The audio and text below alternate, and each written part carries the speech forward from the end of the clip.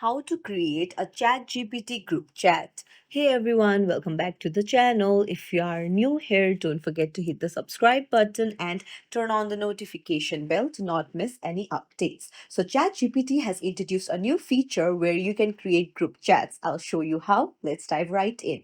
Open up your ChatGPT and then you can see a person with a plus icon in the top right. Just tap on it and then you can see start group chat, so just tap on it and then a group chat will be created. Now you can invite people with link. As you can see, tap on invite with link. Now you can send the link through messages, mail, messenger, Snapchat, any social media apps, or you can just copy the link and send it to your close ones. So that's it. If you found this tutorial helpful, don't forget to like the video and subscribe to our channel for more tips and tricks. Thank you for watching.